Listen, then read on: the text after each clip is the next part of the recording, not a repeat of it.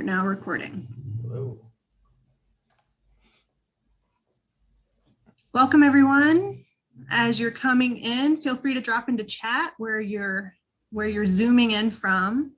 Anything else that's pertinent you'd like to share, feel free. So we are now recording. This webinar will be recorded and we'll share the link with you. You'll get it tomorrow in an email. My name is Allison Wiper. I'm the Artist Knowledge Manager at Center for Cultural Innovation. I'm in the Los Angeles office. We're based in Los Angeles and San Francisco. And I'd like to take this opportunity to acknowledge the Tongva people on whose land I am now living here in Echo Park, Los Angeles, and the elders, both past and present, who have stewarded this land through the generations. And I'd like to additionally acknowledge my own ancestors' role in the colonization of these and other traditional lands, and the lands that we're occupying through virtual space as we're connecting here today, and the ways in which these technologies that we're using are part of a continuing history of colonization. And for those who would like a visual description, I'm a middle-aged white woman with short cropped, dark blonde, bits of gray streak, thank you pandemic, hair, and I'm in a white painted room wearing sort of a purpley blouse. And Austin, we're very pleased to present Austin, whose cooperative Ampled is actually one of the investees of Ambitious, which is CCI's national initiative. I'm going to drop information in the chat about Ambitious. And then I'm going to turn things over to Austin. But again, if you're just joining us, feel free to drop in where you're calling in from, anything that's pertinent you'd like to share. And Austin, go ahead and take it away. Cool. Hey, everyone. Glad to be here. I will go ahead and share my screen really quick. And I guess just I would love to hear, at the top, maybe just set the tone for this presentation. The title of it, Creative Cooperatives in Practice. I wanted to frame this presentation in terms of like a practitioner's perspective. And there's going to be another presentation that I think Janelle Orsi is doing through CCI as a toolkit, which I think will go into a lot of the nuts and bolts of starting, and we can get into those too. But I think what I wanted to share is some of the more like anecdotal parts of starting a cooperative, what that's like, what I feel like maybe some of the non-technical parts of this journey were, as well as some of the technical ones too. So my name is Austin Robey. I have a dog in the background. You might see her every now and again. I'm based in Brooklyn, New York. I'm the co-founder of Ampled, which Allison mentioned, and Ampled is it's a cooperative. It's a web platform.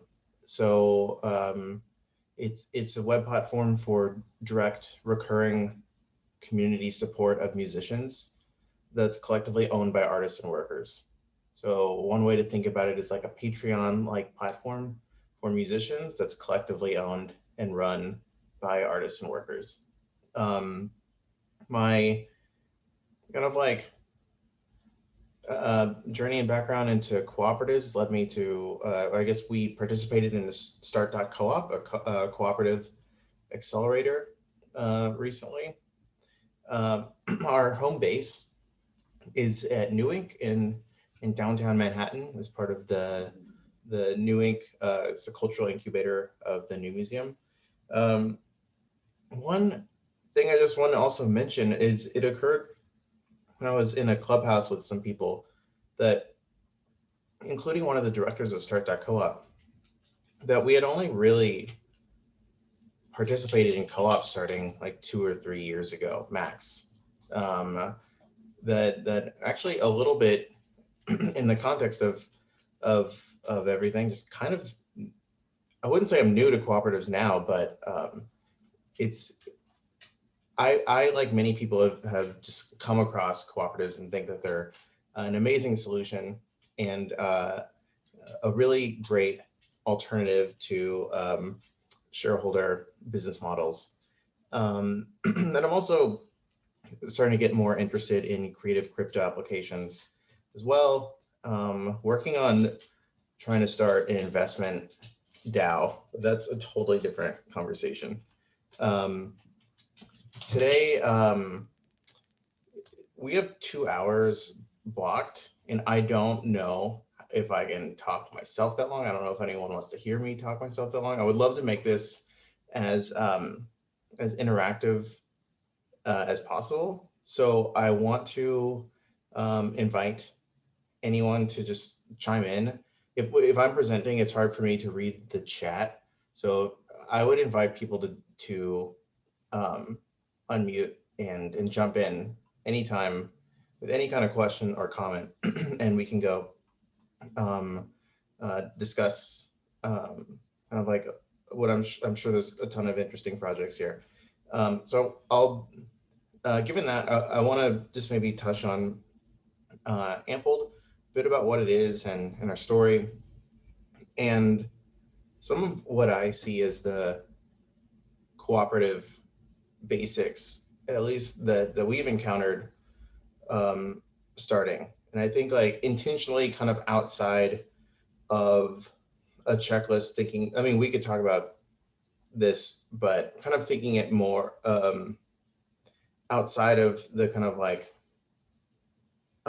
prescriptive advice that you might find in like a cooperative developer, and more about like the importance of what I think are like some of the most important tenets of storytelling, community building, designing an organization, and actually like executing on a product or service. And then I'll share a bit of the tools that we use to work together. I have some exercises that have worked with Start.coop on creating like an ownership model canvas and understanding kind of like stakeholder empathy mapping, which we can get into for any specific projects that I think would be good to dive into. And then Q&A. I guess off the top, I'd be curious, people here, what are y'all working on or interested in learning? Maybe we can get a handful of people to chime in here, if anyone just wants to jump in.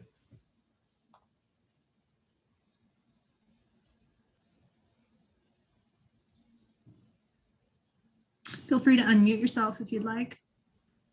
I'll jump in. Yeah, so I am coming from the world of like traditional startups, and currently have a traditional, LLC startup, and thinking about moving into the cooperative world. And so really just interested in kind of learning about the main differences between those two worlds, which it sounds like you did a few years ago, Austin. So for a startup, does that mean that it's a platform, or can you explain a little bit more about the? Oh yeah, so it's a web platform. Yeah, it's called Grapevine Network. It actually started like first week of COVID. It's a platform for virtual events and co-working. So you can go on there and you get like tables, and then you can talk to people just like you can on Zoom right now. You can see them and chat them and stuff like that. Cool. Yeah. Thank you.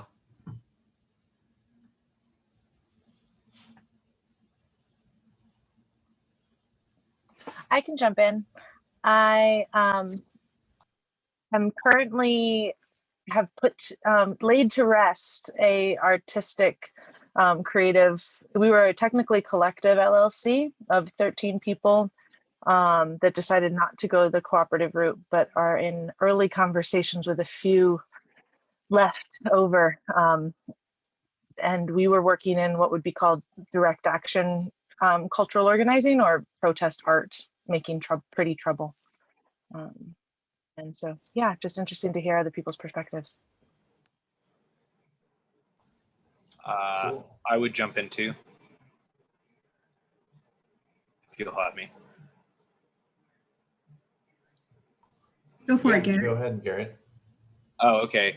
So my name is Garrett Daniels, and I'm here partially on behalf of some of my other collective members that are with Placeholder Magazine, and we're a nonprofit arts and culture publication based out of Stockton, California.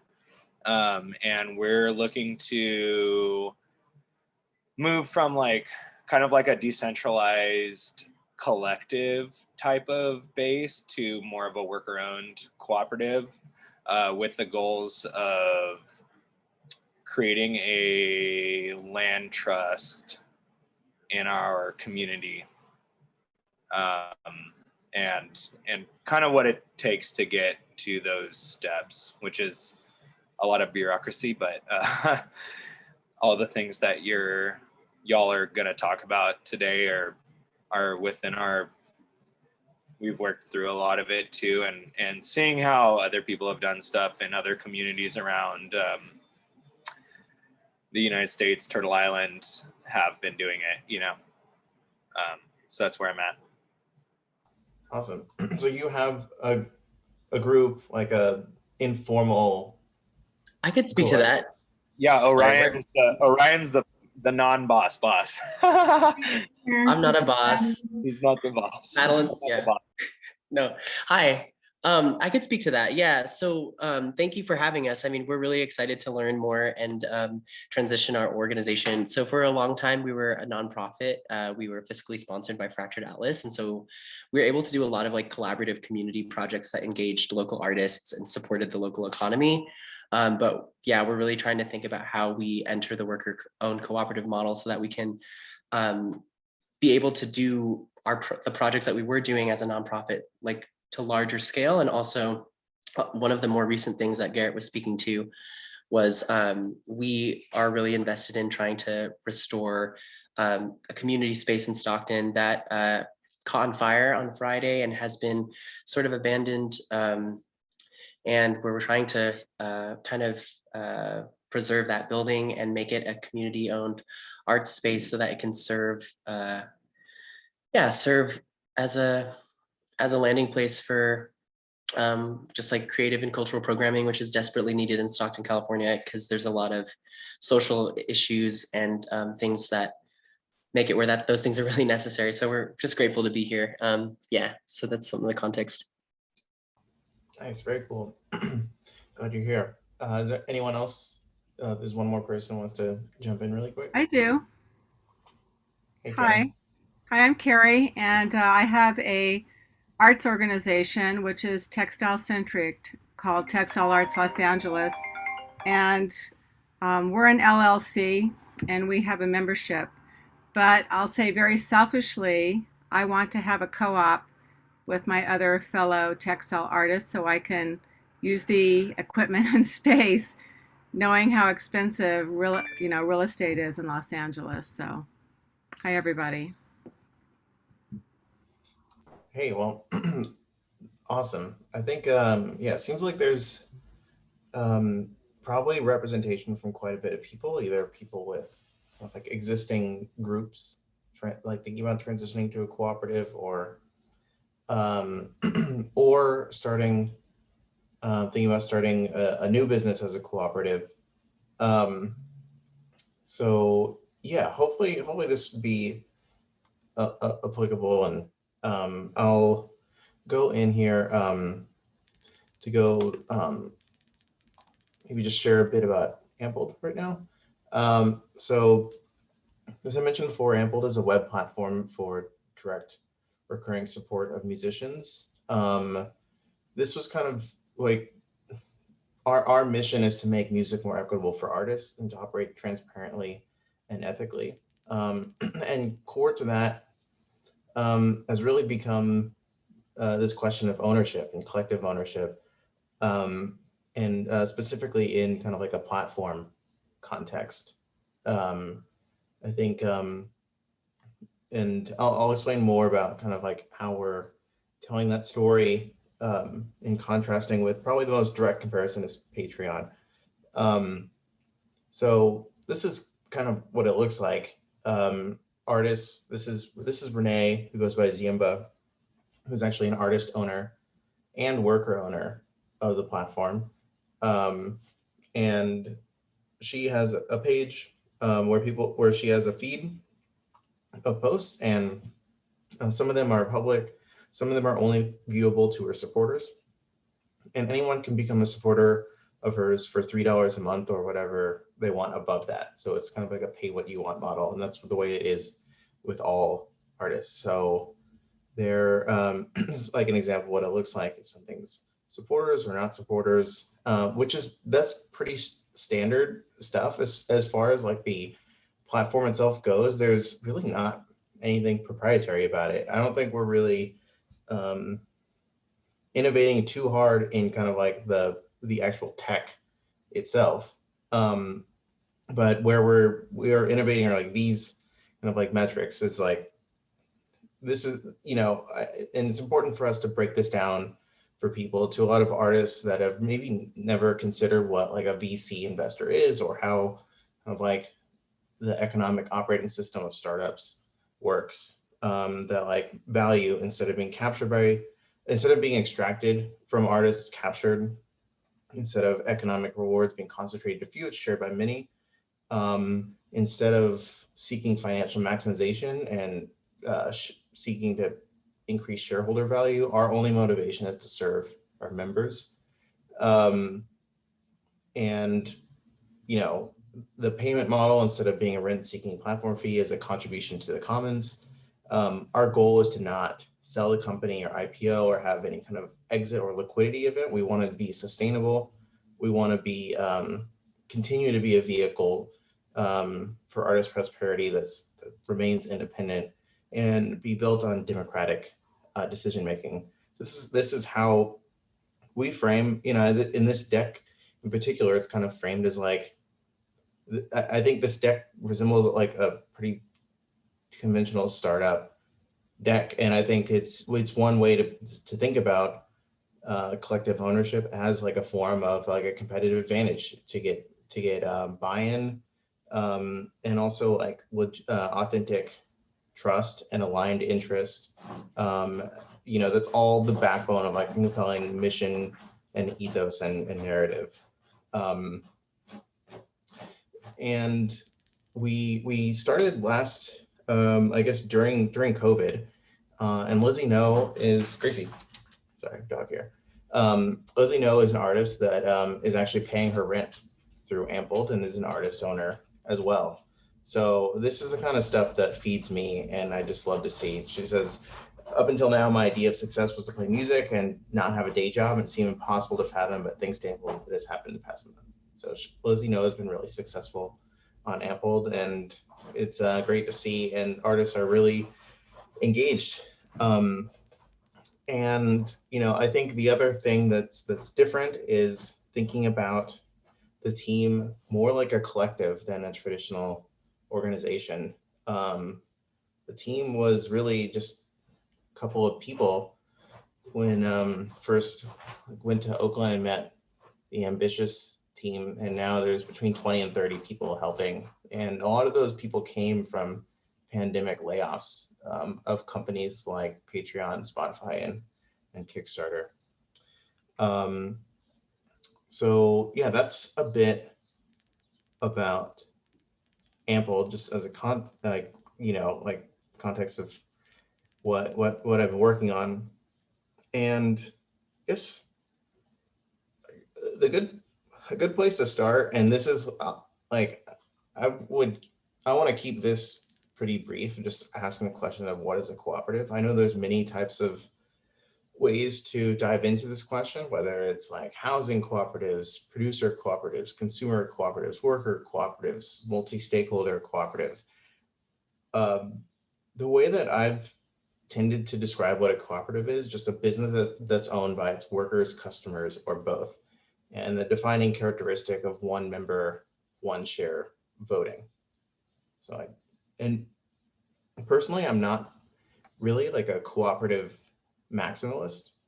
I think that cooperatives are amazing business models, but there are also many different ways to share ownership, share financial interest, and share decision-making power. I think, maybe more important than defining cooperatives is like defining what ownership means. If there's an understanding of a desire to share ownership, defining what ownership is. I think like the most simple way to define this would be ownership is financial interest and it's decision-making power. And there are many different kind of like instruments that make up each of those. But I think that's probably the way to think about ownership.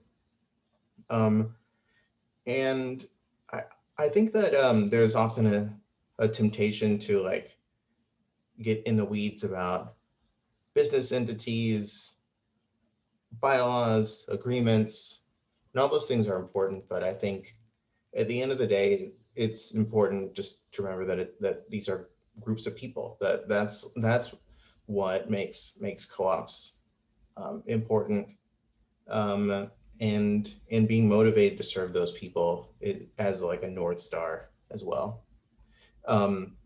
This is a quote from Nathan Schneider, who's a professor at CU Boulder that I like a lot, which is like co-ops tend to take hold when the order of things is in flux, when people have to figure out how to do what no one will do for them. So like Nathan has a great book called Everything for Everyone, where uses the example of electrical co-ops in the 1940s that brought electricity to rural America when existing electrical companies and power companies determined that these areas were not profitable enough to serve. So people getting together and saying, if no one's going to build it for us, we'll build it for ourselves.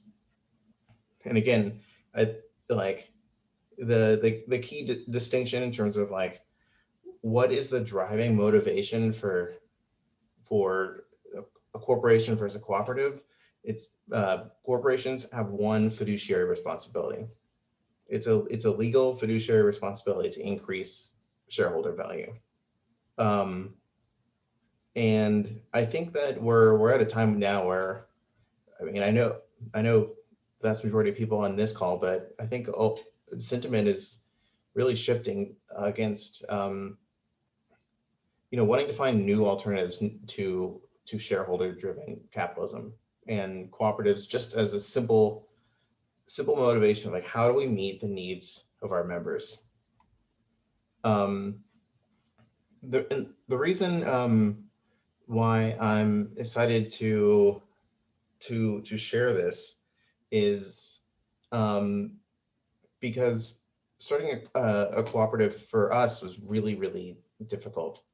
I think the obvious one is there's a big capital conundrum. It's really hard to resource and find investment for co-ops. Co-ops are inherently for-profit businesses, so they're excluded from a lot of nonprofit grants and philanthropical support. And they're also excluded from a lot of the for-profit funding as well, in terms of like as a startup or like a platform, largely just completely outside of the bounds of what venture capital investors find to be investable.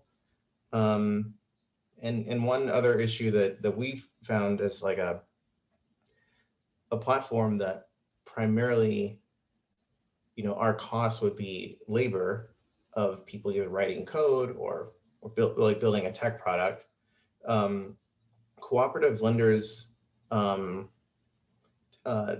to lend for, I guess, like more, things like equipment for a factory, things that are more physical, rather than investing in labor. But I think like the most important thing is just that there's an information gap. When I first kind of stumbled upon the idea of a platform as a cooperative, I think from reading Trevor Scholl's and some of the academic research from New School in New York. I went to the Brooklyn Public Library and went to check out books on cooperatives at the business center, and there were no books on cooperatives. I just like naively assumed there would be a section on co-ops, but there was nothing. And there were I think two books in the basement archives, and I grabbed them and checked them out, and they were very old and not very helpful. So I think the last point here that I have is just, it's like a personal note too. I think it's like personally hard for us to unlearn kind of like this cultural default of like corporate individualism. It's something I think is invisible and sometimes hard to shake. The idea that we could build organizations that do not that maybe aren't like seeking to financially maximize, that maybe the thing that makes the most money is not actually what we want to do. I guess, you know, I'll pause here, see if anyone wants to jump in and either have a comment or question. Can you hear me? Yes. Okay, I just threw some stuff in the comments, and I don't know the name of the pizza company, but in Berkeley they're a worker-owned It's Arismendi. cooperative. Arismendi, as Orion just mentioned. There's a really successful pizza company in Berkeley that is a worker-owned cooperative, and people love to go there because it's worker owned and it's kind of weird, and it's Berkeley, California. So, you know, weird hippie guys, people doing weird hippie people stuff. But I have a background in like the neon industry. And so like I work with a lot of people that do like glass work and stuff like that. And a couple of years ago, this company that is located in Berkeley also, and like on the outskirts of Oakland, Adams and Chittenden, is they do like scientific glass. So they make like beakers and things for certain industries that require sterile type glasswork. But at a yearly party that they introduced that they were going to form into a worker-owned cooperative, and everybody there was like, whoa, this is crazy, like you have such a successful model, like as kind of like an LLC, and you're doing so amazing, like why would you do that? And they were just like, we can't do it without the people that are working here, so everybody should have a part in that. And so I don't know, I threw that into the chat, and those are, I don't know, some cool East Bay kind of things that have done it. And I would love to hear more about anybody else that's doing stuff outside of the Bay Area.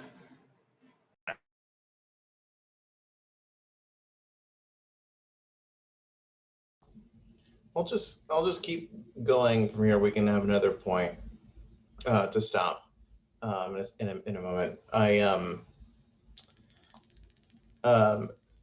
When I think about kind of maybe the soft and cultural considerations for starting a cooperative rather than like a legal prescriptive checklist, I think of a lot of things that have to happen in parallel and in coordination with each other.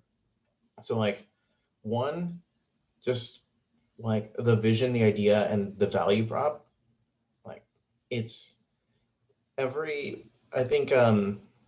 think that being a cooperative is just not enough as like a differentiator. I think for some models, maybe more than others. And obviously I personally think it's important, but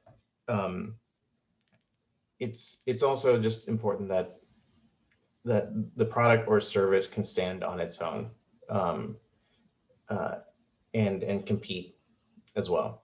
I think like the community, the organization, and the product itself, those what I found, at least with Ample, and some people here like already have a product or service, and maybe already have a community, looking to build like an organizational framework around that. For Ample, the community, the organization, and the product kind of all had to like step forward together in lockstep. If one kind of like gets too far ahead of the other, it starts to get dissonant and a little bit weird. Like if you don't have a community in place, but you're writing bylaws, that is a little bit strange. If there's a full product built but no community or organization, or if you have like there's like a fully functioning community but like no structure in place, then that can be dissonant as well. But I think like for us, we found that the like community, organization, and product just inching forward together has been the best thing for us. So like intentionally leaving some things as drafts, penciled in bylaws, inviting more people to join little by little has been kind of I think our way of addressing this like inherent challenge to a cooperative of like where the organizational structure and the community behind it is so important. So when I think of the value prop, I think that this is really important. Like, yes, cooperatives are incredible. I think we should be talking about them way more. They should be like a hegemonic structure. They should be a cultural default. They should at least be an option that we think about immediately when it comes to starting businesses. So part of that requires, I think, of just like talking about these models more. But I think like it's also like a key way to get people involved and to bring in a community is to just like continue to articulate a vision. I think that cooperatives have a higher burden on this narrative and storytelling aspect of like why we're building what we're building, why we're doing it this way, like why it's important for our industry, why it's important for these workers, why it's important for our economy at large. It's much easier to take a default option, but I think this it's very important to kind of like weave that narrative of like asking the question or answering the question of why into this. So what I think, like if I have like any piece of advice at all, is to write. It's to like, especially if I think this would be applicable to starting a cooperative from scratch and from turning a kind of like existing informal but engaged community into like a legal cooperative framework, is writing like the vision out, like broadcasting it so people see. I think for Ample, before we had any kind of product, we wrote blogs about why we wanted to be a cooperative, why we were doing things this way, what were we exploring with fundraising, like just really writing all about our own kind of like learning experience and learning curve. And the result was that it found some people online that reached out and said, this is cool, I want to help build this. So I think that doing this out in the open, we never had any kind of like stealth mode. There was never even a landing page. We were just building on the website.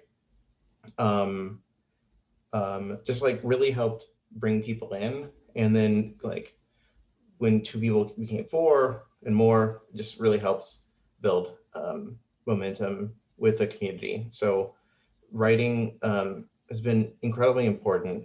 And I think in going back to remembering that cooperatives are about people, there's so many rich stories to tell as well. Even just like focusing on one particular person, like I think of like companies that have made a transition to worker ownership and how that's been incredibly impactful for some of the workers. And like, I think that sometimes I feel like this is missing in some of these conversations about cooperatives, like the cultural universal virtues that like we can talk about, like outside of kind of business jargon. Like we could frame why we're doing this in terms of like worker dignity, having a seat at the table, being able to participate, being able to engage in economic democracy, like co-determination, why it's important for people to have like a seat at, you know, the highest table, and also framing things in terms of racial and economic justice as well. So in terms of like the value prop, like why people would choose the service over another, I feel like that ownership is like a bonus. It's like icing. And it can be a very strong incentive to join, but it's really hard to have like an inferior product or service and just say that, but we're a cooperative, and have it be like a runway success. So I took to this class at University of Hartford. They made some memes, and this one I liked a lot, which I think they meant this in a different way, but I don't think they knew how good this was. But like, I think that this can be a trap that some people fall into, is thinking that like that being a cooperative or being a platform co-op is like a business model in itself. But I really think it supports like value propositions for whatever product or service is being built. So one thing that kind of like we've had to, I guess, like culturally unlearn a bit. Ampled has a lot of people that work still at a day job. A lot of them are like at blue chip tech companies, and the way that we do things is so different from any of the workplaces that a lot of these people come from and work day to day, because of kind of like the democratic nature of this, and also just like everyone kind of chipping in as an owner to like through kind of like sweat equity as well, being on the same standing. And we've, you know, taken this approach of like co-design very seriously, of building with people, not for people. And I think like, you know, this is one of those things about cooperatives that's really just like a cultural question, and it can be either stronger for some cooperatives, or cooperatives can be lacking in this area. And here's kind of showing, since we first started working on the product, how many people have like signed up to join. And I think our kind of rallying cry of collective ownership has been why this has happened. These are all people that just emailed to reach out. And so I think just as there are challenges in organizing people this way, there's incredible opportunities too. How could we ever bring on nearly 40 people to work on something in a traditional shareholder model? I just don't know how we would ever do that. So like, I think that leaning towards like thinking about, instead of fundraising, with like we've kind of been thinking about resourcing instead, like resourcing with collective labor instead of money that would pay for labor. is how we've been thinking about things. I guess I'll pause here if anyone has anything they want to jump in and ask or comment on. Can you talk more about what you did to collectively resource instead of fundraise? Well, I mean, we did fundraise a bit. I could talk about that more later too. We used revenue share loans as a way to fundraise, and seeking some grants as well.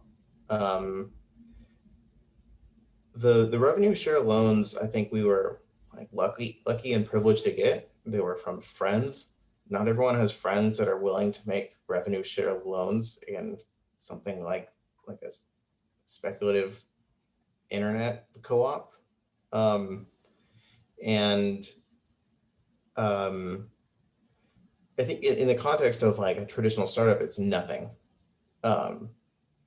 So really, you know, I guess it's kind of like a David and Goliath type question. Like, what we're kind of more directly contrasted to Patreon, that's raised hundreds and hundreds of millions of dollars. We will never have a marketing campaign that reaches as many people as they do in one day. But what can we do that they can't do? Like, I think the shared ownership model unlocks a lot of things, and especially within like artists that I think are more collective and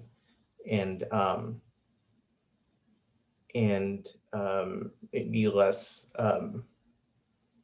commercial by nature. It's an appeal towards. And so structuring the actual kind of like workplace as a collective has had a number of benefits. So yeah, I think it's really just been like writing, maybe lucky getting some press every now and again, but making sure that there's like a form on our website that like if people want to help, they can. And baking that into the bylaws where if people are, the way that works for us, if people contribute for 80 hours or 6 months, whichever comes first, then they're eligible to become a worker owner. So we're at, I think, 25 to 30 worker owners, and the rest are either like kind of like probationary, like on the way to becoming a worker owner, or maybe they just did a one-time project.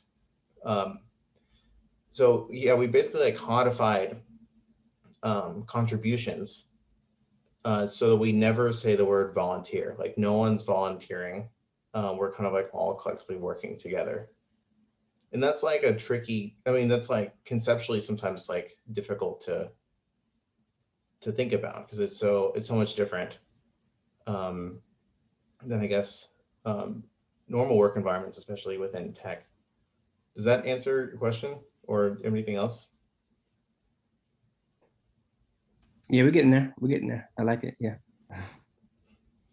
Austin, I want to flag too that so many people on this call are coming from more of a nonprofit perspective, where of course volunteering is, you know, even more, or like unpaid internships even more common, right? So just so that folks know, if you're coming from a nonprofit perspective, we're not trying to talk over you and talk in purely like tech business terms. So I'm kind of dropping some notes in the chat.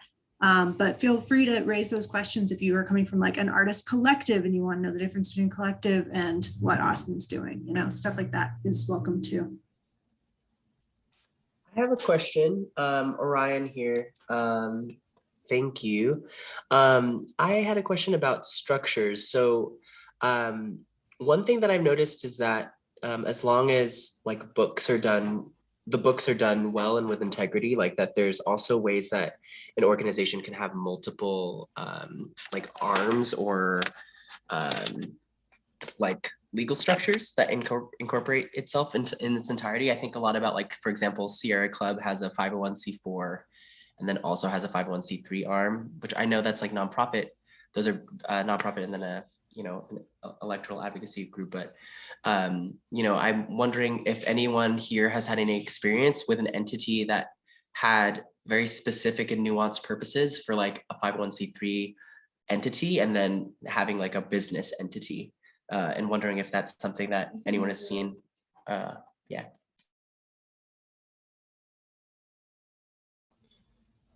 Yeah, so like a hybrid model, like maybe a for-profit entity, but also either like a fiscal sponsorship or nonprofit that can accept donations. I know that there's, and I think I would expect Janelle or C to touch on this at like the cooperatives toolbox conversation about like entities, hybrid entities, for-profit cooperatives, non-profit cooperatives. I think there's probably like a rich conversation that could be had there. I mean, for us, we're really like an LLC that has written like our cooperative bylaws into our operating agreement, which was had helped set up with CUNY Law School, helped us. And it seems to be that most cooperatives based in New York State are structured this way. I'm not necessarily, I think like Janelle's an actual lawyer, and I would probably like maybe punt some of these questions to her on like all the different kinds of options. Is I think in a lot of ways we deferred to what our counsel has recommended to us. Dalton, did you have something you want to ask? Yeah, I did. I had written it in the chat as well. Just clarifying what Ampled's revenue model is now, because it seems like you got, I guess I'm going to call it seed funding. I don't know what you all call it, but you got some seed funding from friends who were able to do the revenue share loans. But then how is Ampled making money now, and with these contributors over time? Are they just, yeah, curious about that. Thanks. Yeah, we have two sources of revenue now. One of them is a percentage of artist support, and that actually was a model that the co-op membership voted on. So we had a number of meetings to shape what we were actually going to be voting on, because since we started during COVID, we just have had it at like 0% for so long. And the results from all of the stakeholders coming together, like the workers, the artists, we have another stakeholder group called community members coming together, was really interesting because a lot of great ideas happened that I think were better than any one person could have come up with. And what we ended up coming up with was what we call like a pay what's fair model, where artists can choose either 7%, 10%, or 13% of their support to go back to the operating expenses of the platform. And in addition, created a hardship exemption as well if artists needed it. The other form of revenue is kind of like we set up an Ampled page for Ampled, so people can support us through a community page, is what we call it, for $3 a month or whatever they want above that. So we have 108 community members as of today, and have actually in our bylaws carved out governance rights for those people that support the platform through that page. So they actually do have votes. They don't have financial upside, so they're not technically owners, but they are like voting participants within the co-op. Can I jump in here? Ryan, I just wanted to, and I can give you contact information in the chat or offline for examples of what you were asking about. There's some neat groups. There's one in New York that's a nonprofit partnership between a for-profit bar called Star Bar and a community space called the Mayday Space. It's based off of the Movimientos frame from Barcelona, of having a sort of for-profit community center or for-profit bar nightlife space that helps fund a activist movement space. And so their relationship is a funding model from, I mean, they were similar and then they ended up splitting into two separate entities that one funds the other. And there's some other ones that I know of in New York. But that's the pretty common frame of the two that I've seen, that where one, if they do split, it's either for political reasons, like you brought up for Sierra Club, that a nonprofit can't actually take part in certain political activities, or it's in order to create a space that can fund the other one, but where the liability for the business isn't on the nonprofit arm. I love that. Thank you so much for that context. I think I did a storytelling at the Mayday space. I used to be part of this arts activist group called the Beehive Design Collective. Yeah, okay, so Rachel Schragus and I started the People's Collective Arts together, which is the group that we've sunsetted it recently, who's, she's now running a pair group called Look Loud, and I've got a subgroup. But yes, let's, it's a small world of activist artist collectives.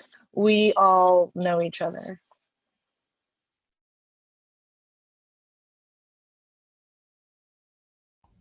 Nice, we're making friends. Love that. So I think, I'll go into some of the tools that we actually use to communicate and work together.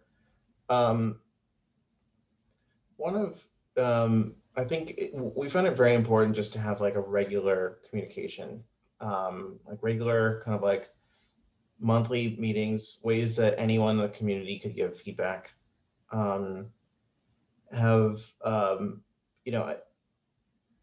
Really sought to give like financial transparency, like posting P&Ls that are public on the website, and just making sure that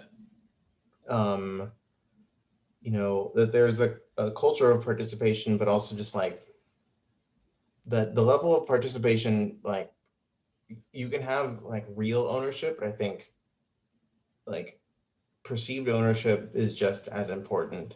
And these are really tricky questions, but all things that kind of like develop organically as part of like community building. This is actually like a VC wrote this article, which I included in the notes that can be forwarded on after this. And it's actually meant in kind of like the context of building crypto applications, but I think it actually makes a lot of sense to co-ops and this idea of like progressive decentralization. That like, one, there needs to be like a product market fit or like product community fit for what's being built. Sufficient like participation, and then decentralization or like community ownership. That like, I think, this may be different for, I think there's probably like a lot of different models and ideas and communities represented here, in terms of like a tech product or something, like in like the startup world. There's typically like a handful of very opinionated people that are starting and building something. And so like, it's a question of like, how do you still take the ability of being able to make decisions quickly, and as more people come on, transition that to something where it's more participatory, it's more democratic, it's more open, it's more flat. In this article, which is really interesting, it just really hammers home of just like, well, a collective can form for any reason. I guess a cooperative is technically like a for-profit business where the profits just go back to members. So just, this is more talking about this in like a business context. So the other, I guess this is probably like the more obvious thing. I think like maybe there's more kind of like questions and conversations to pull on here, which is just like, how do you design ownership structures? How do you design governance structures? There really isn't a rule book or a playbook for cooperatives, like what's the right way to do things. It's really easy to make things like overly complex as well. And so I can just give some context into how we have thought about this at Ampled. So we have 3 stakeholder groups. We have artist owners, worker owners, and community members. So 2 ownership classes, but 3 stakeholder groups. And each one of those groups has elected 3 representatives to serve on a board of directors. So there's 9 seats on a board. And the thinking behind this is that although artists and workers are aligned, we foresaw that there could be some instances where interests of artist owners and interest of worker owners could potentially have some friction between them. And that community members are like an important stakeholder group that could help steer and steward decisions in the best interest of the community at large. So the board of directors being the group that sits on basically on top of the organization, where I'm appointed a director of operations, and we've kind of outlined all the kind of decision-making powers that goes along with that. So in designing ownership, we kind of like asked several questions, and these are all things that really are just custom to any organization. Like, one, who are the stakeholders, and which stakeholders are owners? Is it workers? Is it customers? Stakeholders could include just people that are affected by the decisions of a particular organization. So like, who are the stakeholders that should be brought to the table, and what qualifies someone as an owner? Like, what kind of threshold for either like input, whether it's financial or non-financial, like to become an owner? And then answering the question, like, what do owners get? Like, what does ownership mean for a particular individual? So again, the way that we've answered this with Ample is, well, artists that achieve 10 supporters become artist owners. Workers that contribute for 80 hours or 6 months can be worker owners. And then people that support us through our page, through our community page, can be community members. So like, we've set all of those kind of like as rules in our operating agreement and bylaws, that qualify like who can be an owner or not. And these questions evolved a lot for us. I mean, we fluctuated from 4 different classes of owners to 3, then to 2. And a lot of the kind of like fluctuation and iteration of designing ownership was really just based on making it more collaborative, like inviting more people into the process, and asking people what people wanted. Do people care about financial upside? Do people want to make a decision? What decisions do people want to have a say in? And I think all this stuff can be written on a single sheet of paper in pencil, without having to go through templates of legal bylaws. I think like, at least in starting from scratch, it's really good to just like pencil in what some of these ideas of designing ownership would be. And I can share a bit about how how we've thought about decision making, because there are a lot of like pedagogical schools of thought on different forms of decision making, you know, ideas of like holacracy, completely flat organizations that just work in circles. And it really just depends on the organization. But I think it is important to articulate like what are the decisions being made, how are they made, who's making them, like what kind of decisions are people using to make them. And yeah, well, this is our elected board. So we have 3 artists, 3 workers, and 3 community members. They're such gems and really amazing stewards of the community. So I want to show actually really quick can you see this table? Yes?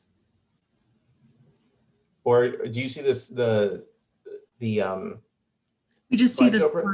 The Oh, slide. you see the slide. Okay. Okay, let me pause this for a second.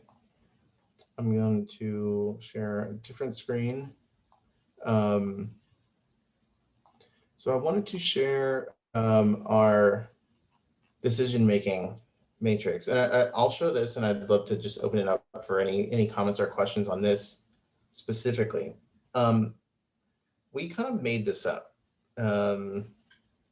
I think we incorporated a lot of different types of ways you can structure decision making, but for us, this was both the simplest and most comprehensive way to do it. So what we have done is mapped out these 5 different types of decisions, like ranging from them being consensus to just one person making that decision. So consensus means everyone agrees, democratic decision, and then like break that out into majority, or like a simple majority or a super majority. Consent is a form of decision, so like absence of strong objections. And consultative, which basically means that someone is responsible for making this decision, but has to seek input from someone else, and that could differ depending on what is being decided. Or delegate, just like it's one person making a decision. So what we did was catalog, and I have this in the notes to follow up with too, but we cataloged every single kind of decision that we would make. And that's in this left column here.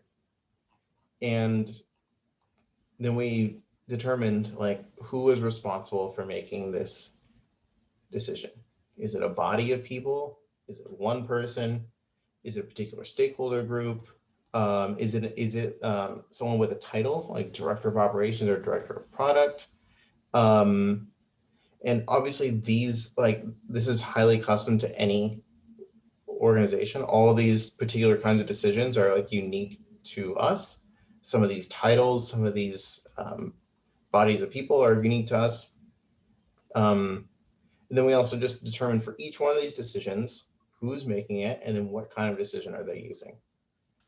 So for instance, like any kind of allocating of dividends, that's a decision that's made by the board of directors, and they need a supermajority vote to do that. So there are many ways to do this, and this is just kind of like how we've thought about it.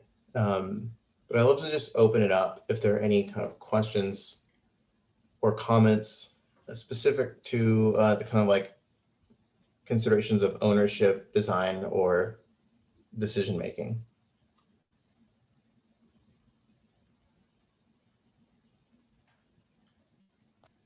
I have a question about when you say we decided to do, like we made this map, how many of you were involved in this initial like decision-making guidelines? And do you have ways to sort of come back and re-examine that? And once you bring in new people and adapt power structures? Mhm. So great question. I think this is one of those instances of like progressively decentralizing something where like initially I wrote a draft of this. Then it went in front of the other workers and contributors and got more feedback and input. And the like draft was iterated for V2.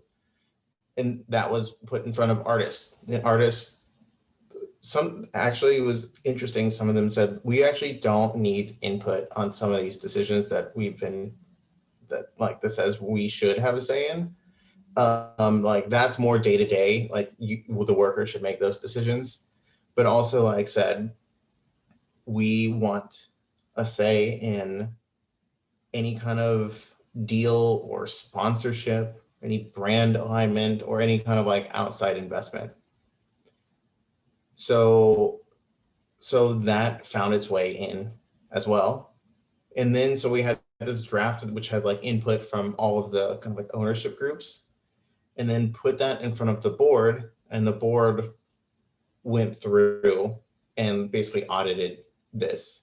And we were in Google Docs, there's a bunch of comments, and then the board actually voted on kind of like ratifying a version of this. And one of the decisions in this is changing this, which requires a supermajority of the board of directors. So it is kind of like still like a working, living document, but still something that we can also reference and bring to the board if we feel like something needs to change.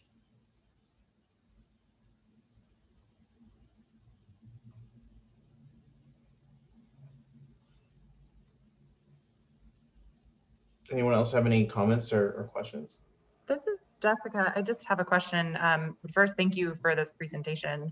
I'm curious as of the timeline from idea to conception for this project, and bringing people in and getting, just constructing the models and the decision making, this whole thing, kind of what did that whole timeline look like for your project? It probably took like 2 years, all from putting something on paper, or from like initially writing down some of the ideas of this. I think we would have liked to have moved way faster, actually. And I think part of that was like internalized biases of the way that we felt like startups should run. So we were actually moving way slower than kind of like any typical startup. And it was actually like a little bit frustrating because we're like, well, we don't have any money. We have like work other jobs. And in hindsight, it actually was probably like a benefit because a lot of these ideas just really they needed time. It's like baking a turkey. Like it just really needed, it needed time. It needed time for like all the stakeholders actually like come and be a part and participate, as well as like fully understand what we're trying to do and understand enough to have input, understand it enough to be like personally invested in it, like emotionally invested in it. So it's a great question, because I don't think we could do it in 6 months, or even a year would be hard. And so, yeah, we really leaned into this idea that it's something that takes time, but that's also like a really interesting moat from a business perspective. It's like something that takes a while to build is like much harder to break as well. So true. Thank you so much. Yeah. I'm not sure if I have like questions or maybe just like a little bit of input, and I'm sure that my comrade Orion will call me out on some of this information. But in regards to like Placeholder Magazine, you know, we were where we are and are like transitioning to trying to figure out the workaround cooperative type thing. But we started out as a like non-commercial, non-for-profit arts and culture publication. And it was, I guess, like volunteer ran.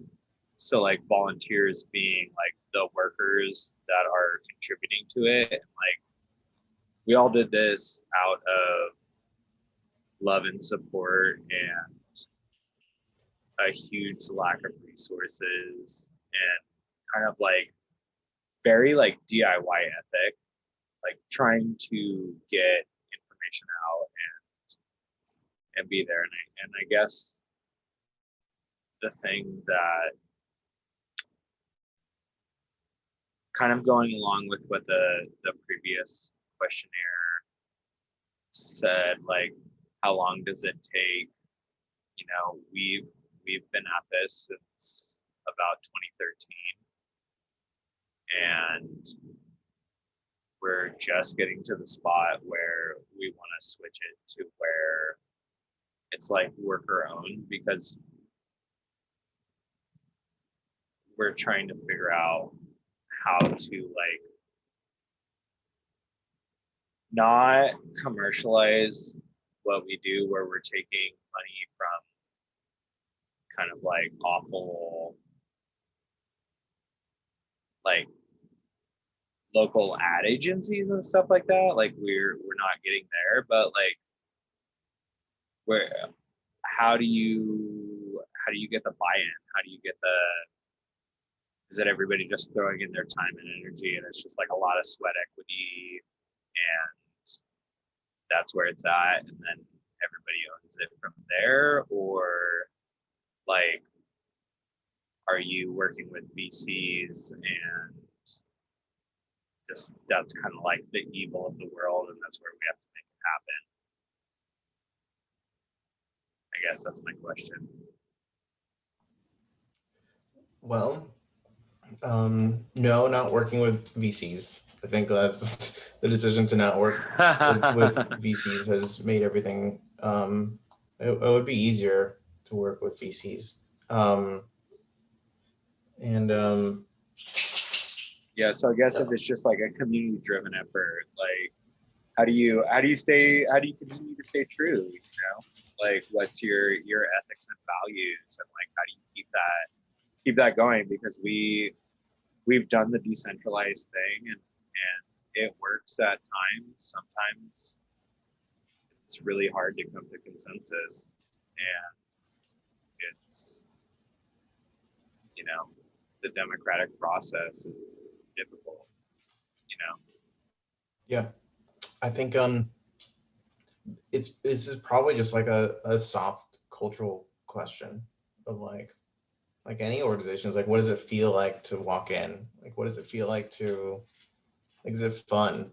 Like, I think the way that we've been leaning on this metaphor recently of thinking of a platform and an organization like a neighborhood bar, where if people show up and they have fun and there's enough money to keep the lights on, then that's kind of our opportunity to define success in a way that VCs wouldn't.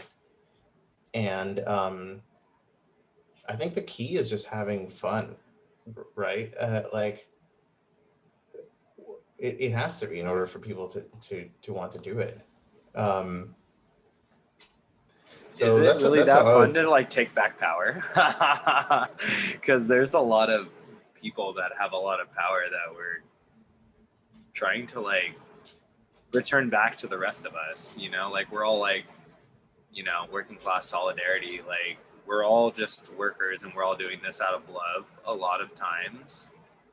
But like how do you still have fun with it and don't get burnt out through, like, I don't know, maybe that's another point that you have. The burnout is a real thing, you know. That's the age-old question. And, yeah. You know, I think that's something that definitely, like, we don't have the answer for. And I think, like, to be honest, we kind of like, yeah, without kind of like more people being able to work full time on it, like it's a real thing of people getting burnt out, or like, at least like the kind of like having fun and putting in sweat equity, like a question of, is there a time limit to that? These are tough questions. But I think I think like the cultural environment of people showing up, like, is like surprisingly resilient too. So I wanted to ask Allison, is it cool if we take like a 5-minute break? I have a dog that's been whining, and I think Yeah, Kate, can your question hold until after the dog, we did get a little stretch break? It's not a question. I'm actually responding to, I mean, like we can do it totally, but I'm just responding to the person who just talked, who just asked a question. But I took notes on what I want to say, so sure. So Austin, you want to take a few minutes pause, 5-minute pause for everybody to stretch, and then we'll come back and resume with Kate's response. Sound good? Yeah, Kate, I would love to hear your response when we came back. Absolutely. All right, I'll be back. Okay, great. So West Coast people will come back at 5:22, East Coast at 8:22.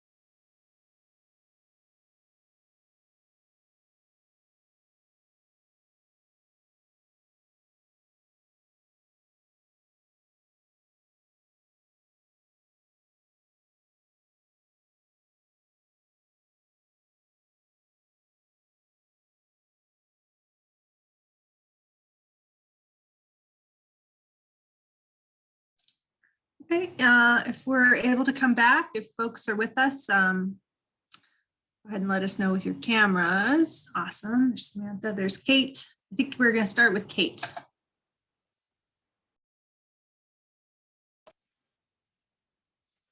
So I was responding to Garrett's question that I was hearing as two things. One, the burnout from non-paid work, what I would say sort of passion exchange in the early stages of something.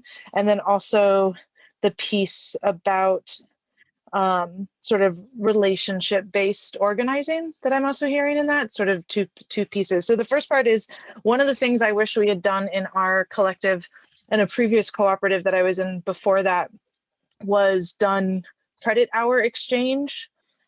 Even if we had never thought to make money, I wish we had kept track of hours gifted to the collective from the early stages, because we had a real divide from those that were sort of passion workers for the first 3 years, and those that came in the second 2 years of the collective when we were fully funded. And it was sort of this understanding of the role of economics. I think the other piece in that too is when you are dealing with a lot of volunteer labor early on, you do end up with class structure issues and issues of availability. And we negotiated that on an individual basis. And I think if we had done a credit-based hour exchange where those that were self-declared of class privilege could essentially not cash in their hours, could decide like on a basic, what we talked later about what a progressive exchange model of hours would look like for those that have the ability to exchange time and labor without compensation and those that don't. And I haven't been able to find any models on that. So if people do know of places that have done that well, please share. And then the other piece is this idea of that collectives and cooperatives, I think they don't have to, but often rest on relational organizing. And I think that adds to a lot of the burnout in the sense that conflict, ideas of culture, it all rests within the individuals and the relationships between the individuals. And one tool or technology that I've found really helpful with that is sort of regular, either nonviolent communication techniques or circling or any number of the method, even I love personally the radical fairy heart circle model as a radical fairy queer myself, but just to have regular check-ins of the humans in the space to deal with issues of grief and trauma and identity boundary and all of it, totally removed from decision-making. So that space can be held because otherwise it bleeds into the decision-making. And I think that sort of unprocessed grief that we all hold comes out in the sort of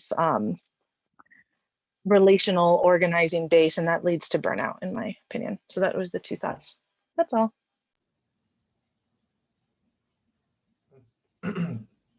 Very, go ahead. Well, I just had a different question, but if you wanted to respond to that. No, go ahead. Okay. That was a really lovely conversation response, Kate and Garrett. Thank you so much for that. And thank you, Austin, for sharing. I have a question just around when you have money, how, or when you get to a point where you have money to start paying people, how you've managed that just in terms of, is it a flat rate, everyone's making the same per hour and it's just based on hour, and then who gets access to those hours? And if you could just talk a little bit, in an ideal world, if you were able to pay people for the time they're working on the company, how that would happen and decision making would happen there. That's a good question. And I know I think there are organizations with different views on this.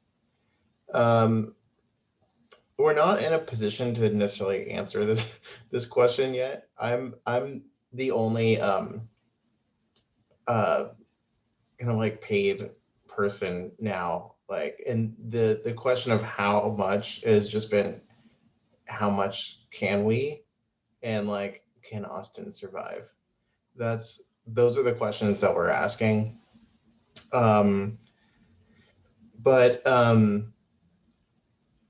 Yeah, we did in our bylaws outline a maximum wage, which is at least like some way to think about that, which is that, and when we have more kind of like regular full-time paid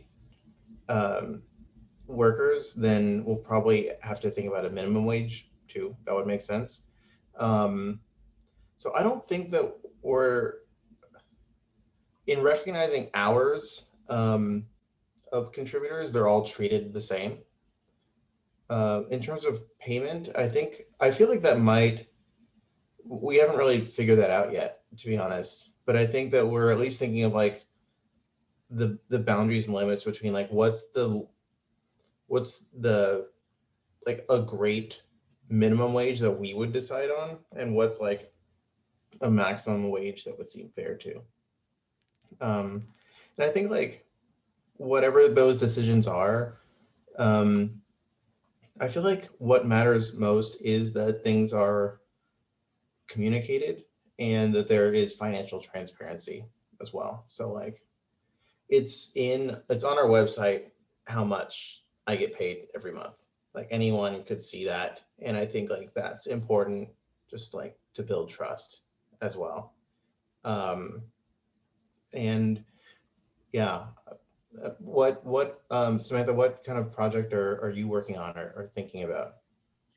Well, I started and have run a nonprofit for almost 10 years, and we operate in a lot of, that there's a lot that's bad about nonprofits, but one of the interesting things is that there are no owners. And so we're operating in a lot of these same ways, just as kind of this artist collective and production incubator. But yeah, I'm asking very similar questions to you, it sounds like, but from a nonprofit model currently.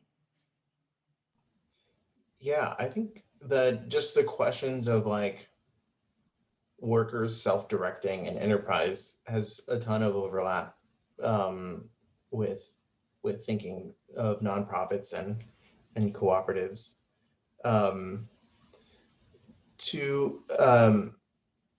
Kate, to your point, I actually wanted to share how we've been logging hours, if it's helpful. It's something that I've been pretty disciplined about, and actually received just like a tiny little grant from a group to take our time banking system and make it into like a kit of parts that anyone could use. So that's coming soon. If you go to our website and just sign up for the newsletter, you'll see it when we release that. But I'll share it right now. So yeah, this is the V1 of our time bank. It's Google Sheets, but we have a more robust version based in Notion that we're working on. So the way that this works is we've set up triggers so that every week, everyone working on the project gets sent a link to click and input the number of hours they've worked in the previous week. It's all self-reported, and those numbers get aggregated, and it's used to calculate how long someone's been working on the project, how many hours, so whether they're eligible for worker ownership or not, or whether people like were worker owners but kind of like have not contributed or are no longer active. So yeah, Kate, I totally get it, because we don't necessarily have the clearest answers on what these numbers mean.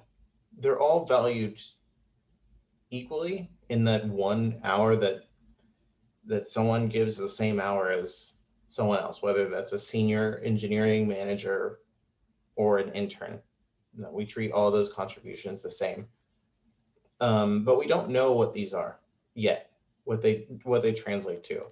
But there are a number of interesting things they could translate to, whether it's like revenue share, something that we've been thinking about, or like something analogous to like stock buybacks, but thinking about time buybacks. So if an hour is worth $40 as an example, then we set aside X percentage of our revenue to go back to paying for hours in the time bank.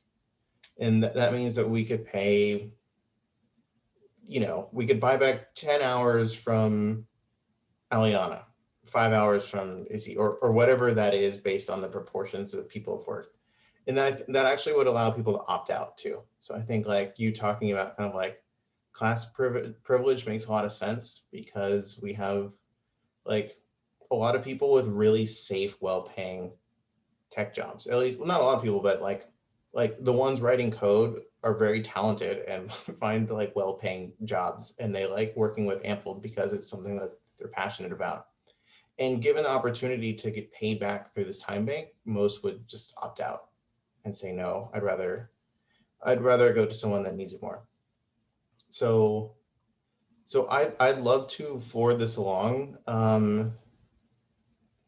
Hopefully we'll have this soon, of like kind of like a no code integration type thing. Like here's a survey form that can be sent as a trigger to send every week in a Slack channel, in a Discord channel. People click on that link, input the hours, and it just automatically gets sent to a Notion database.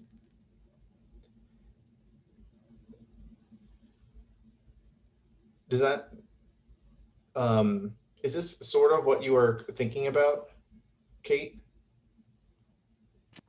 I mean, yeah, I love seeing what you guys are doing. And it was, the thing that I was lamenting was, yeah, that we didn't keep track of all of those early years of contribution and time and hours. And yeah, no, this is great. Yeah, at a certain point, we had to retroactively guess and say, how many did we do up to this point? And then from this point on, we're going to use a system. So we did do that. And then I guess, you know, given like 30 minutes left, I'd like to just share the tools that we use to work together, and open it up to more Q&A. And then I also have, like, if we get to it, and it's also, I believe, linked in the reference links, an ownership model canvas, or like designing kind of like an ownership structure for a cooperative. So, you know, I'd like to just show kind of like how we structure working together.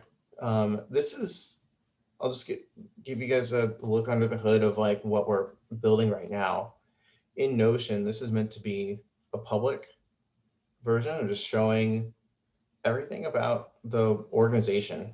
One, just explaining what a co-op is, different sections of our bylaws, a look into transparent things like our metrics, how many users are on the platform, how much money is coming through the platform, who are working on things. Like the idea is kind of like anything you'd want to find, you could find it here. And then what we've also done is add like a kind of back office to this for workers, anyone that's working on the platform.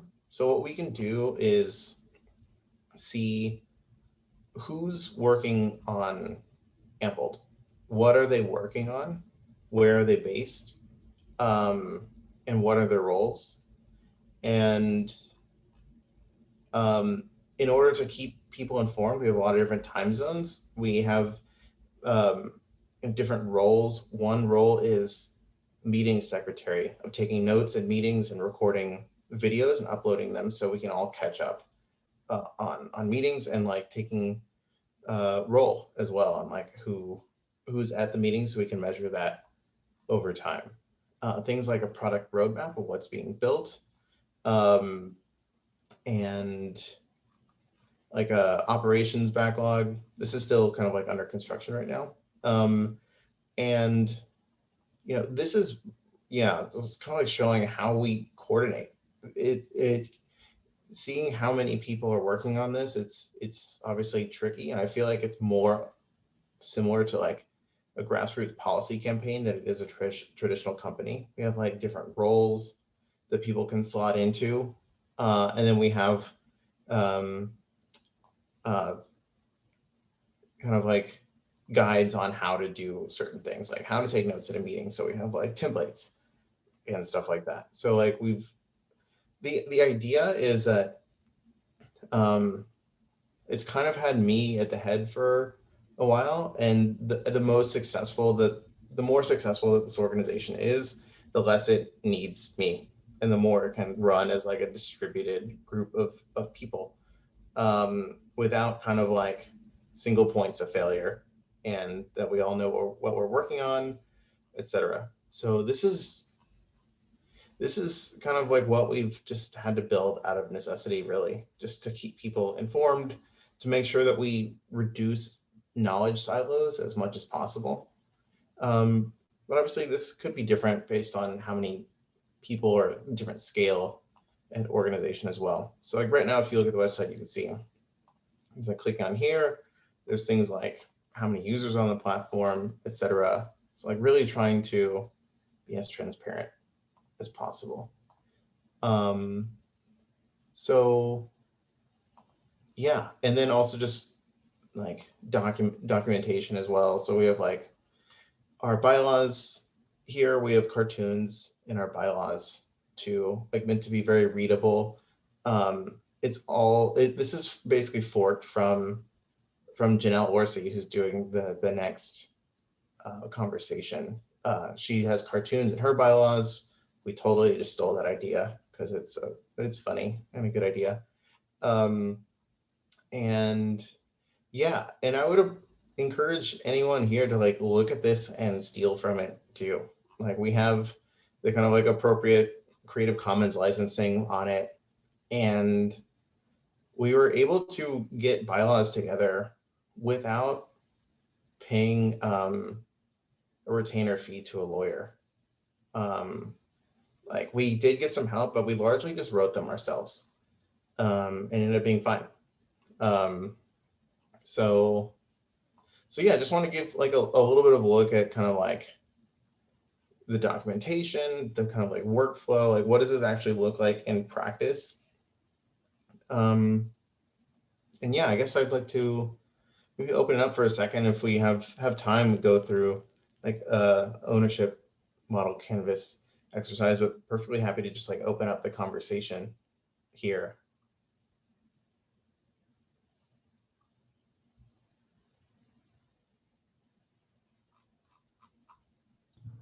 If folks want to see that canvas. Oh yeah, just real quick, I wonder if you have a take on, from what you've seen so far, like the sense of scope in terms of like the number of, given that you're the only person working on it more or less full time, like what's the number of other worker owners that you feel like you have the capacity to carry as a company, and you know, artist owners as well, like if there seems to be some benchmarks that you've hit? That's a question that I'm asking myself. Yeah, it's a very interesting question. I think especially in like a tech context, because tech is obsessed with scale, is obsessed with becoming as big as possible, and sometimes I think about communities as like a natural organism. You know, there's a reason why trees aren't 3 miles tall. It's because like there isn't an ecosystem to support that, and there's like a natural size for certain things. Yeah, and that's an interesting question, I guess, for any organization, because some might have like a more natural feel at like a larger scale. Yeah, it's something interesting to figure out. I probably think that we're like nearly at capacity for like workers working together. I think that like the marginal benefit would start to drop pretty quickly from going from like 30 people working on it. And there's already a huge range of varying levels of commitment, availability, etc. Some people are really just like, hey, if you need any videos edited, let me know. So we have like a worker owner that edits videos. But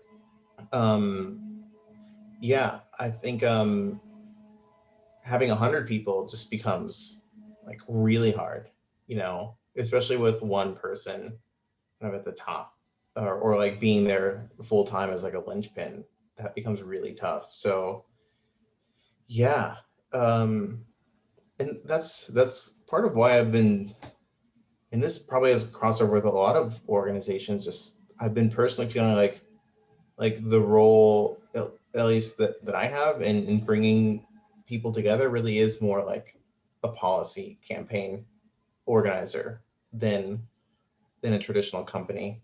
You know, I think relying on kind of like our collective contributor labor means that there's like we don't have carrots, we don't have sticks. So just throw away the management books, right? Like it's just such a different kind of organization. Is that something that you've been thinking about for your organization, like a natural scale?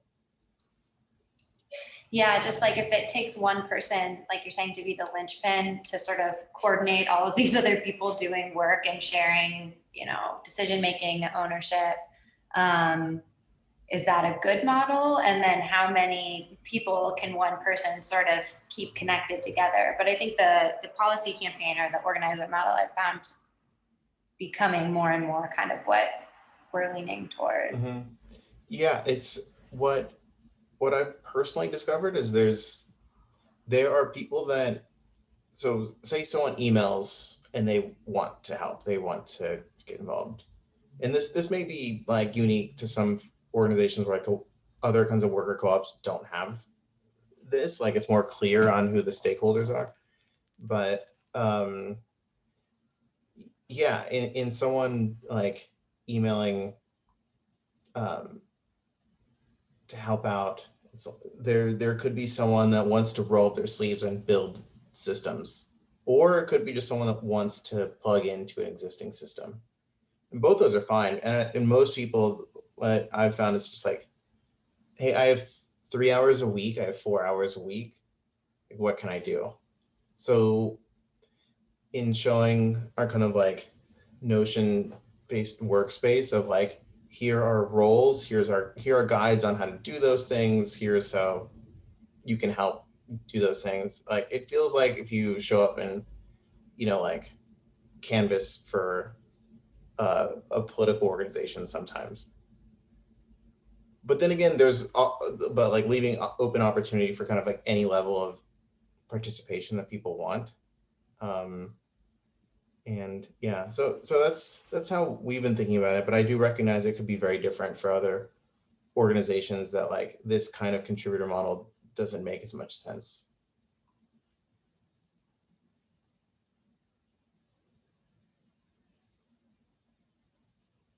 Does anyone else have a question or want to jump in?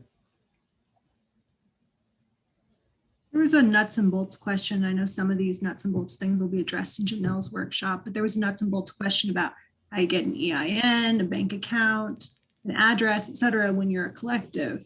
And when banks are looking for like one owner, for instance, things like that.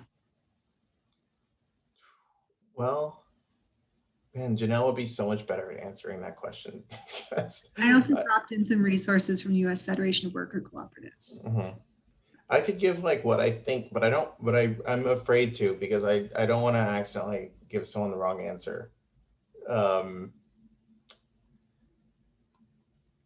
Yeah, because I'm not, yeah, I just want to be careful, because I don't want to make it sound like I know exactly how to get a bank account for a collective when I'm not exactly sure. Fair enough. Fair enough. We'll table that one. But Chris, do you want to Janelle ask your definitely- question?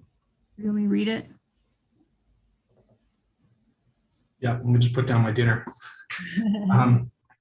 Yeah, so the main thing I've been having trouble understanding is just like what exactly is ownership for a co-op, you know, because most of my life I've thought of it as kind of that hot potato startup, right? It's good to get in with a early startup because then maybe it gets sold or has an IPO, or after it's public, then people can, you know, buy shares and you sell them. But with the co-op, it's completely different mentality. So I'm just having a tough time translating what the ownership means at the end of the day.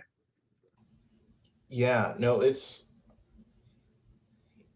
such a departure from thinking about tech organizations, where it's like you're dividing a pie to start, and that pie gets diluted with every subsequent funding round.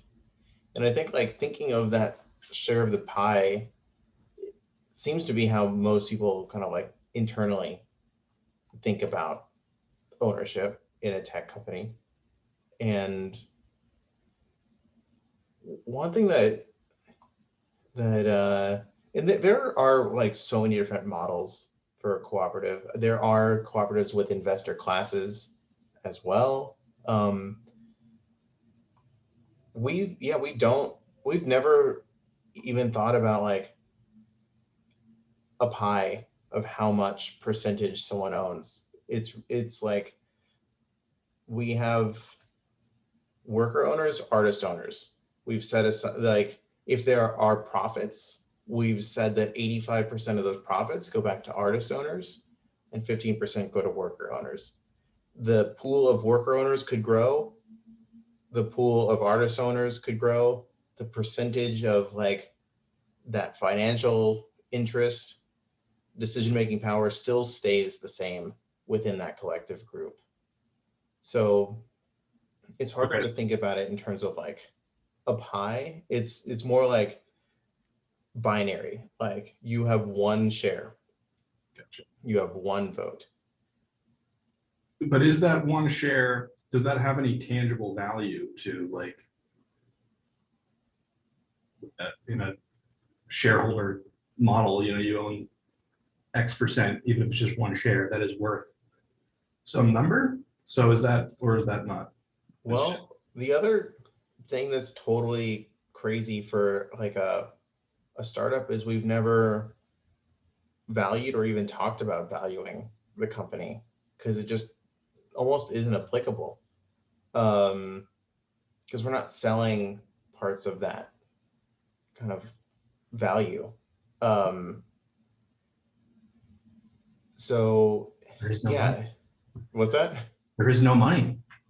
I love it. Well, that is the challenge, is like if the shares aren't like transferable or sellable, if you can't liquidate them, then the kind of like financial like exit, I guess you'd say, like just doesn't really exist. And I'll be honest, that's like it's a challenge. I think like part of the trade-offs with cooperatives, and you know, granted there are so many different models out there with like investor classes too, but I kind of sometimes feel like cooperatives are really good at protecting themselves from being exploited or having value that workers or users of a platform generate being extracted from them, but less good at capturing that value, right? Or being able to like liquidate the value, like have liquidity. The really like the financial interest comes primarily from like positive cash flows with either like revenue sharing or issuing dividends back. So yeah, conceptually very different, and you know, can be unappealing too. I think in a lot of ways and contexts. But I guess I think it just ends up going back to one of the like earlier slides that I mentioned, is just thinking about what's the goal of the business.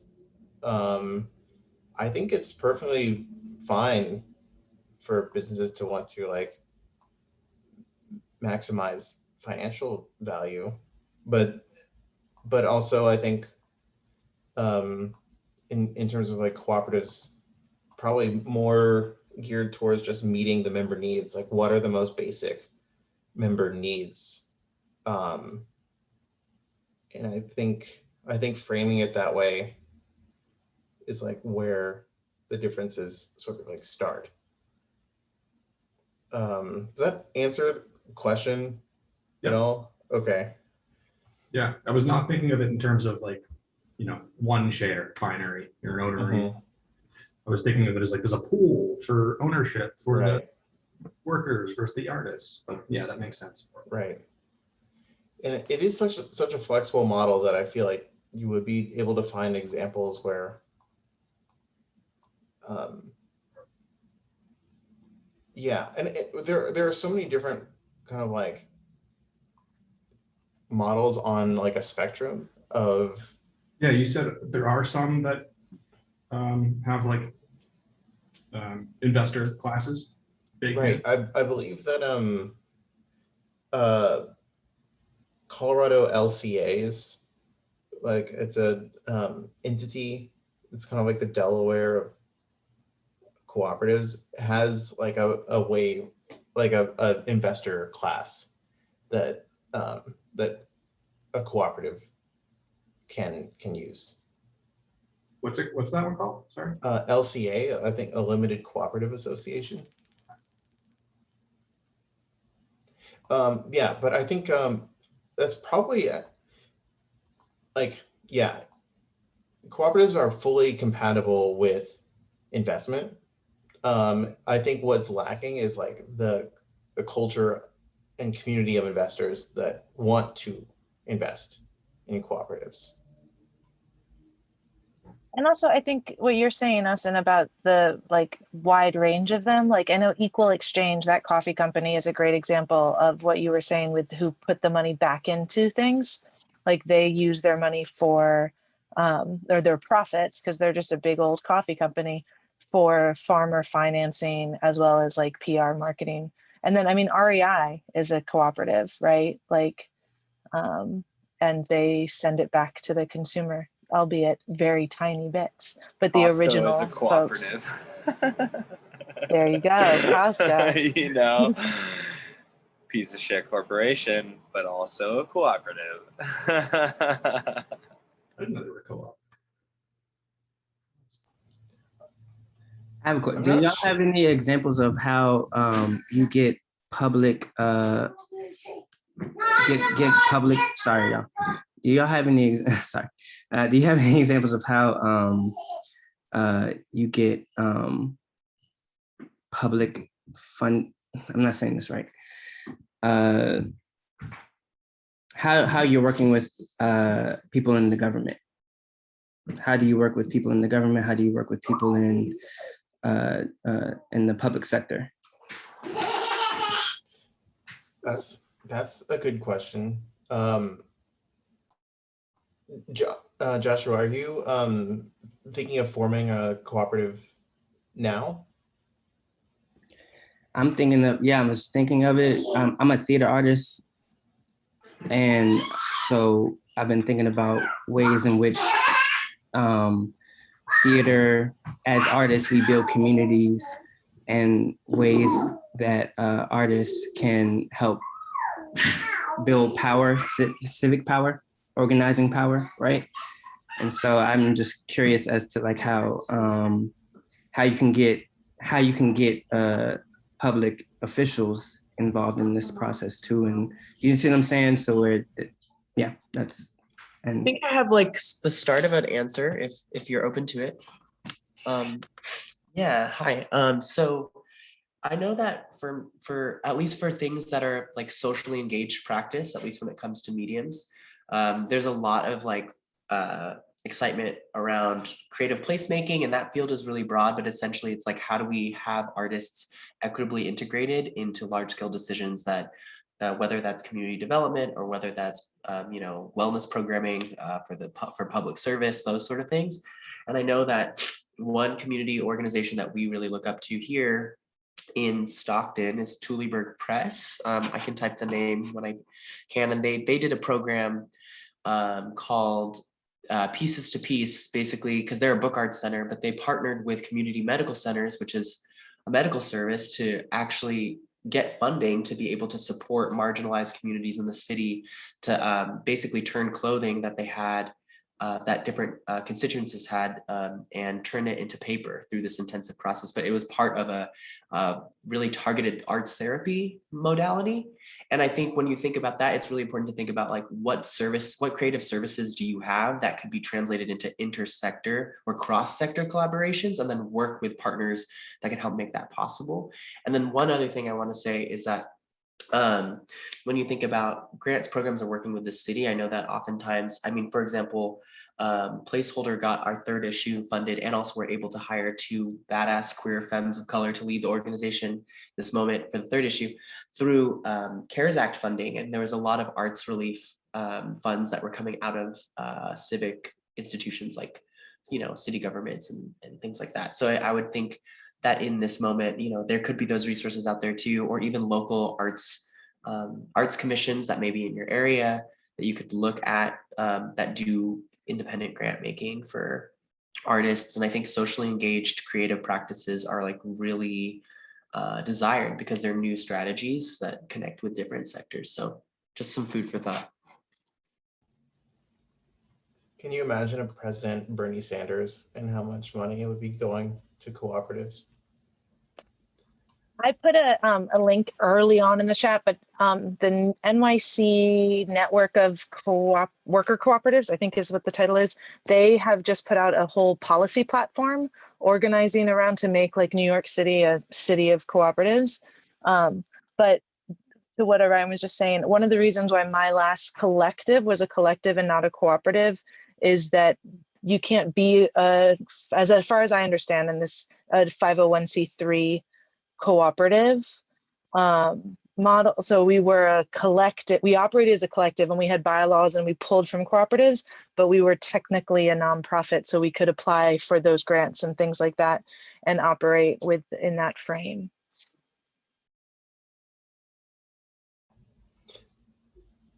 Yeah, and in terms of finding help with like cooperative developers, I'm based in New York, and New York is actually decently helpful with this. So getting help from consultants that would help shape cooperatives and get them off the ground. I'm more familiar with New York, but that's been helpful here. We've got help from City University of New York. And some other groups as well. Not necessarily with money, but with consultation and help, which has been really valuable. So I think like just looking at cooperative developers, there might be some with some public support behind it, hopefully. Well, I guess that probably wraps up the time. Yeah, so that's it for time, 6:01. Great, and everybody has access, or everybody has links to Austin's materials. So if you want to learn more about Ample, reach out to them, get involved, get in their newsletter, you can do that. I hope that we'll see you all back next week for our workshop with Janelle Orsi from Sustainable Economies Law Center, and hopefully Janelle will be able to answer even more questions, so come ready with those questions. And also you can learn about what CCI is doing in the cooperative world through our ambitious national initiative. I'm going to put that link